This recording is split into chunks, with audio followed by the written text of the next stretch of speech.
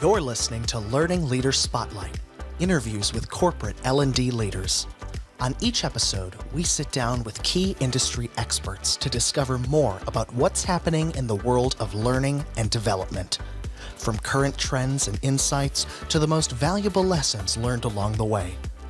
Join us for a fresh perspective on all things training and the best direction forward. Here's your host, Leanne Lankford. Hi, welcome to Learning Leader Spotlight, the podcast where we interview the learning leaders of today to help the learning leaders of tomorrow. I'm your host, Leanne Lankford. I'm the president of Training Pros. Training Pros is an L&D contract staffing company. We like to say when you have more projects than people, let us find the right consultant to start your project with confidence. I am really excited today. I've waited a long time to interview this guest. My guest today is Topher Olsen. He's the Vice President of Training and Enablement at RealPage. Welcome, Topher. Thanks so much for having me. So excited to be here. Great. Oh, gosh. Really am excited. And I'm not kidding. It's been months since we first started talking about doing this, and we're finally getting to do it because we've both been really busy. So, Topher, can you just kind of give our audience a 60-second overview of who you are and what you do? Absolutely. So again, Topher Olsen, Vice President of Training and Enablement at RealPage. We're a software company that specializes in software in the multifamily space. I oversee several different training functions. I have a group of customer trainers that train our clients on our software. I have a group of internal trainers that train our support and implementation agents, as well as a learning systems team that really develop and sponsor our learning management system that we sell to customers. And then finally, a content development team that develops tons and tons of content for our customers to use. That's a big team. That's a very big team. Can you share with us what about learning and development first attracted you to the field? Absolutely. So my background is actually in education. I was a school teacher for many years. And I had actually just finished a second master's in educational administration because in the education world, the way to move up is through becoming a principal and that kind of thing. And I was really interested in curriculum and development. I was really going after a role where I could really help teachers be better teachers. And unfortunately, there were some things economically that were happening at the time in the state of Texas. And so instead of moving into a principal role, I took a different path and I actually got into corporate training. And I really found that my skills in education paired with my passion for learning really dovetailed really nicely together. And that's really how I've just kind of moved through my career. So I went into training and then actually started leading training teams and now lead a really large team across the globe in the learning and development space. So it's been I feel like I'm a lifelong learner. And so having that ability to, kind of put my joy and my passion together has just been phenomenal. That's a good story. It sounds like I'm not sure how you accidentally got a job in corporate training instead of, was it you just didn't like the options of being a principal or there weren't any available or? So that's exactly it, right? What happened was in the state of Texas at the time, right when I had finished, they had a hiring freeze on all administrators. And so there was no option for me to move forward in that particular role. And so I started looking at, hey, how could I possibly take the skills that I've learned in education and maybe do something a little bit different to, again, advance my career. I had a young family at the time and, just wanted to do more for them. And so that's when I started looking about what could that possibly be? And corporate training kept coming up in my searches. And I was really intrigued by how people learn outside of the traditional classroom, right? Because I had been a classroom teacher. And so I was like, wow, that's really interesting to think about. Wow, people need to be trained at how they do their jobs. Well, I'm a teacher. I feel like I'm a strong teacher. And so I was like, I could figure out ways to take my education background and really bring that into the corporate training setting. And that's really what I did. And so with my background in curriculum instruction, I started to kind of break down. I moved into the multifamily industry. That's where I got my training start. But took all of that background and how to develop curriculum and how to help people change their behaviors on their job to really have them perform well. put all those things together and really develop some really great training programs that are still in place with some of the companies I worked That's amazing that they're still in place. with. Yeah. Yeah. Oh, yeah. It altered for sure, but it changed and morphed, but really Mhm. started some of that foundational work. It's satisfying. It really is when you get to look. I remember visiting one of my old bosses. I don't know, probably 7 or 8 years ago, and I hadn't been working there for over 20 years. And we were chatting, and he said, "That program you wrote, still running." And it was just like, oh my gosh, something I did lasted. Yes, I know. It's great. It's great when Yeah. that happens. So, what are the biggest changes you've seen in learning and development in the last 3 to 5 years? I think it can be summed up in the two letters that we're all hearing so much about, and that's AI. I think AI is changing the learning landscape in so many ways. In fact, I just went to a LinkedIn conference where the whole program is really centered around AI. While I was there, I even took a self-driving car. Um, which was a really interesting experience, right? Because here's AI in a really practical sense driving me around. So it was an incredible conference and an incredible, really immersive experience in how AI is changing how we learn, how we work, and how we, devise information. So I'm really excited about this. There's so many new tools that are coming about as a result of this. And so, how do we as learning professionals start to really tap into what AI is about and how it's going to really change how we work. And I think it's one of those things that if we're, not careful and we think that this is just some kind of fad, I'm afraid that we're going to be left behind. So I'm really trying to be proactive, again, taking my passion for learning myself and just trying to learn as much about it as I can because it's truly changing everything. It's changing the game for sure.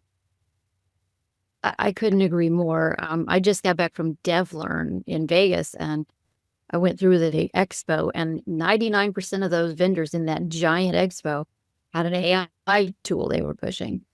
And then in 2 weeks, I'm headed over to another conference, and I paid for the pre-day conference, which is a whole day for learning leaders on how AI is going to affect your department in the future.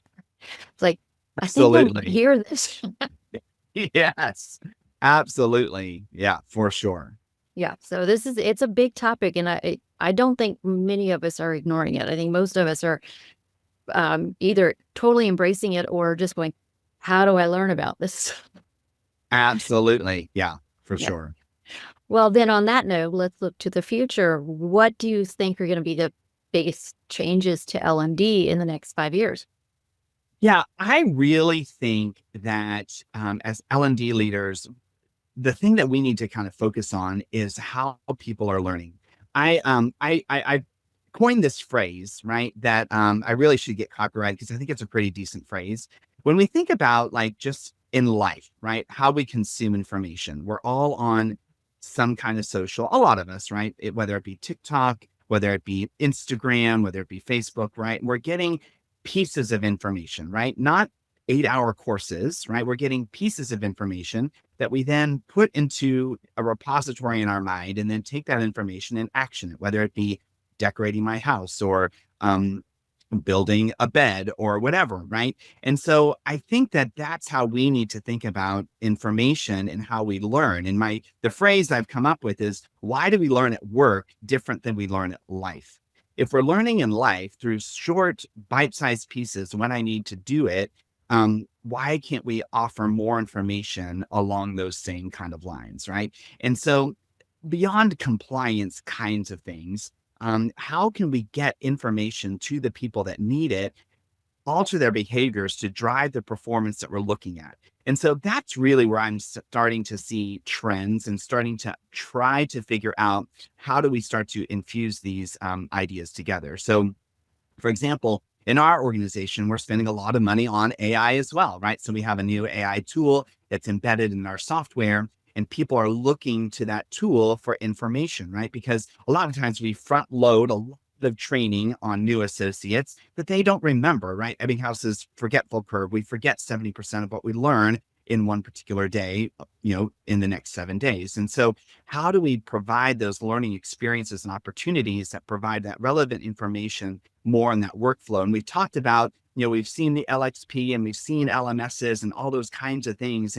But yet it takes us out of what we need to do into another experience, but, that's different than my work. And so I really think that that's really, we've talked about bite-sized learning and in the flow and all those kinds of things, but I don't think that we're quite there yet. And I think that this whole AI shift is really where we're going to be starting to focus in the future, because I think that that's really how we're going to start to consume that information moving forward. Well, thank you for your insights. Definitely a trend that I think is a good one. I've always found it odd that let's stop work, log into the LMS, find the course you're supposed to take. It doesn't help you right now when you need. No, and the other thing too is that there is still a lot of people that think that just because Leanne takes a training means Leanne can do it, right? I've watched a heck of a lot of videos on rock climbing. I cannot climb a rock to save my life. So there's the idea of practice and putting those things in place, right? And observing those behaviors that we want to change and making sure that they're driving the performance results. And that's the other thing too. I think that we've really got to start continuing to push the learning metrics in line with our performance metrics and seeing, is that training very impactful to the learner that I gave it to?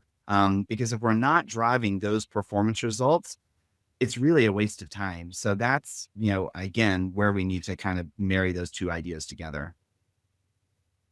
Yes. Okay. Very good information. I appreciate your insight on that. And of course, the first thing that popped in my head when you're talking about the rock climbing, it's like, yes, I know that if I eat all healthy foods with no additives and I get exercise and cut sugar out, I will be skinny. I know this. Right. I don't do it. So, Right. We haven't altered that behavior. And that's exactly what we're talking about. yes. So who has been your most influential professional mentor? I've thought about this question a lot, and I have to just answer it with a bit of a story. I had a leader, her name was Stephanie Nascimento. I was in a regional training role and the national training position came open. And it was at I was living in Texas at the time, and I was, this would have been a move to Phoenix. And I was really kind of nervous because I hadn't been in the role very, very long. But, again, trying to aspire, grow my career, I just saw this as a really great opportunity. I loved the company I was working for, but I knew that I was going to have to leave my region and support the national platform. And so Stephanie was just always just such a great leader, right? Always loved to chat about challenges that we had and how could we use learning to really face those challenges head on, and was always so supportive of all the work that we were doing. And so I felt nervous to talk to her about this experience and about, wanting to move to a national role, because I felt like I'd be letting her down. And so I remember when I went to her and I said, "Hey, Stephanie, I have this opportunity to move to the national role." And she looked at me without hesitation and without a beat, looked square into my eyes and said, "What do we need to do to get you there?" And I just took that as such a empowering statement, and something that I've tried to hold dear to my heart when I'm working with other associates, because, the challenge in the L&D world is that there's not a lot of us around in an organization. And unfortunately, sometimes to move up, sometimes you actually need to move out of an organization, maybe start to lead a team at a different company, right? So you can have that leadership experience. And so I've taken that to heart, and I've tried to lead with that servant attitude, if you will. And really, Stephanie was always a mentor to me around those kind of principles and ideals. And I just am so ever thankful for her leadership and mentorship over the years. I love to hear about a great mentor like that. And we all need a great mentor to get moving forward in our field. So I love that. And I also love that you're trying to do that for others. So, what is one skill that is really important today in L&D? This is a great question, Leanne. And so I think that the challenge that we have right now is that obviously everybody's trying to drive to the bottom line. And unfortunately, a lot of times L&D is one of those things that sometimes feels like a nice to have instead of have to have. And so what I am trying to think about is how do I stack my team and make sure I give them the skills that they can start to both be a little bit of instructional designer as well as good facilitator, both in person and in the virtual space. So I'm trying to create well-rounded individuals in all facets of L&D because I do think that, again, unfortunately, due to shrinking budgets and things like that over time, we need to have multifaceted players in this space that can do lots of different things and hopefully do them well. So,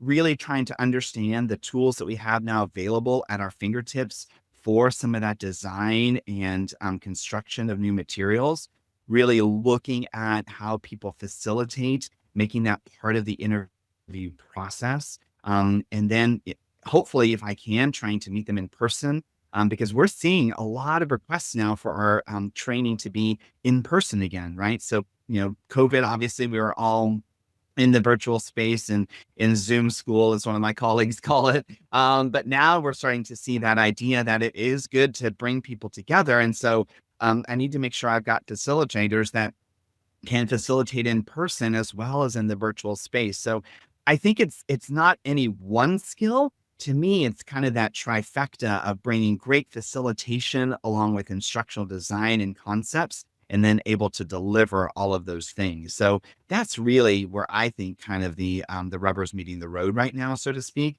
in terms of hiring and staffing a team. Okay. I think that that's fair, and it's a challenge for you, I definitely think. But, with the right training and tools, a facilitator, I think, can do instructional design. A lot harder to get someone who's terrified of facilitating to do it. Absolutely. Absolutely. Facilitation is not for everybody. That is for sure. But yeah, I think it's just, again, just kind of one of those needs is making these multifaceted players to be a little bit more nimble, a little bit more flexible. So I call that here at Training Pros when a client wants someone who can do all of the things, go everything, jack of all trades in training. That's true, right? And I know that I could probably get some criticism for that answer, right? Because the other side of that phrase sometimes is jack of all trades, master of none.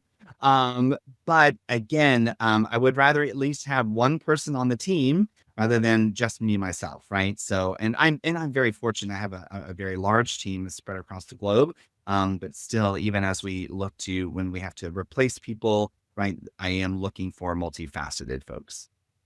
Right. I don't see anything wrong with that.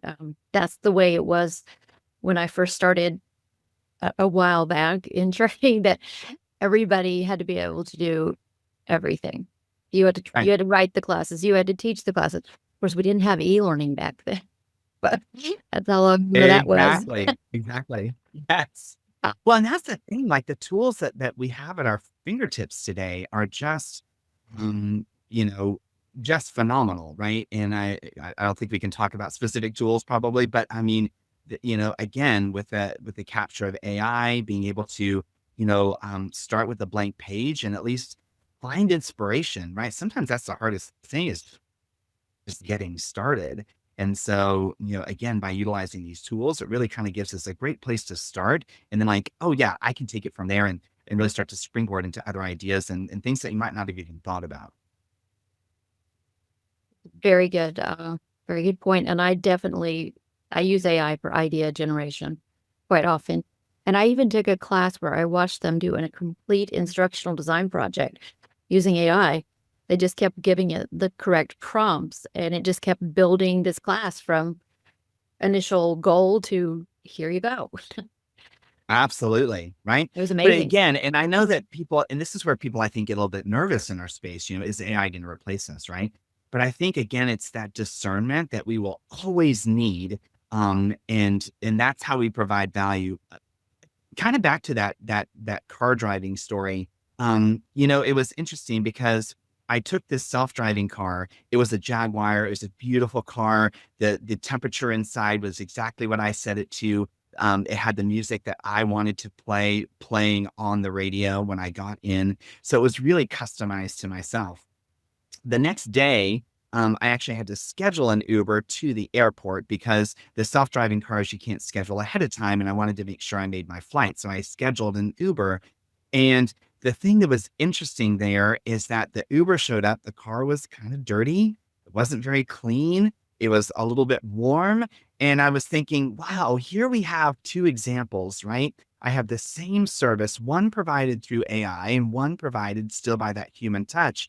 And so what I think that we need to think about, not only in terms of L&D, but I think this is in terms of just any kind of business in general, is that if I'm up neck to neck against something with AI, what am I bringing in that human value that provides more service in a different kind of way that makes me stand out and makes me, really reputable in that particular area? And so I think in the space of L&D, right, it's like that, again, it's that discernment, right? I can take the AI generated pieces, but how do I make it engaging? How do I make sure that it's driving business results across the channels that I'm responsible for? And I think that's where we start to see that, right?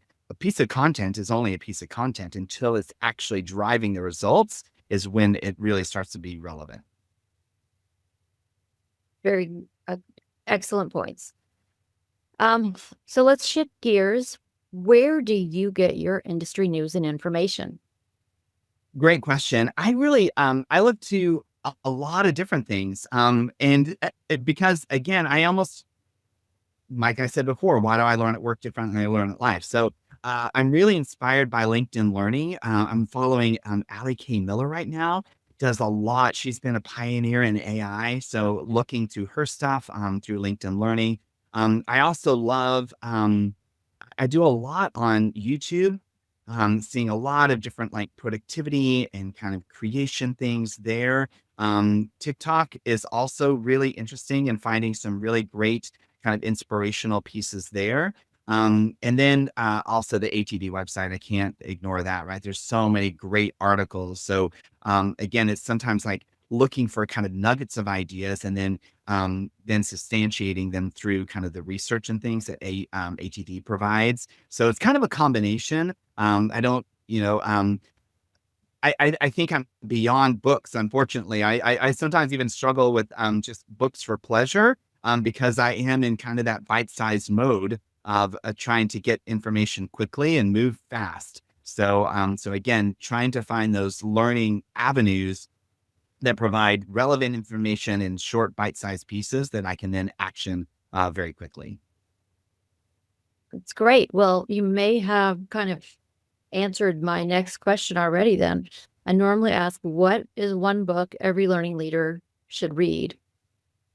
That I love that question. And there's a book and it's by Chip Heath and Dan Heath. It's called The Power of Moments. I love this book. Not from a learning, somewhat from a learning perspective, but it's really about how you create really great moments for people in your team, in a company. And so when I think about learning and I think about learning experiences, we actually oftentimes get to be that front door that welcomes somebody to a new company, that welcomes somebody to a new part of the organization, to a new process, to a new product, whether it be a customer, whether it be an internal associate. And so how do we create really positive power of moments that people remember? And I think that's ultimately kind of the holy grail that we're after, right? How do we make sure that our learning experiences are sticky, are impactful, and are driving the behavioral results that we want to see? And so I really love that book for that particular reason, even though it's not specifically focused on L&D, because again, I think that when we have those moments and we connect those together, it really makes people feel connected to an organization, connected culturally together through a shared experience, possibly. And through the idea of learning, and when we learn together, and that's what I love about social learning, right? We get to leverage the knowledge, skills, and abilities that everybody in the company has because we all have something that we can share. And so when we create those moments, then we start to create a stronger collective that really builds a company and an organization to perform better than they were before. It sounds like a great book. I will add it to my Audible list because you're exactly right. Though is there I can look back on very specific moments that really impacted me, and it's just that small of a time. And I am a big proponent of social learning. I do believe we learn more from each other than from a class or an e-learning or anything like that. So I love the idea of social learning, right? Because when you think about how it works, it can be so powerful. And I know that there's a lot of criticism, right? What if somebody shares the wrong thing, right? I think that that's what people get nervous about. But I think back to my classroom days, and first of all, when we look at social learning, most people that are on any kind of social platform, probably 80 to 90% are just scrollers, right? They're just kind of moving through the content and they don't necessarily stop and add, any relevant commentary.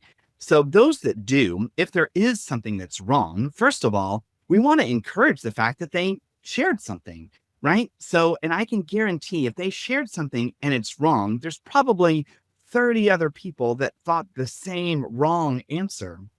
So when we first of all praise them, hey, Leanne, thanks so much for sharing. But here's actually why we think this policy or this procedure should be helpful for us moving forward.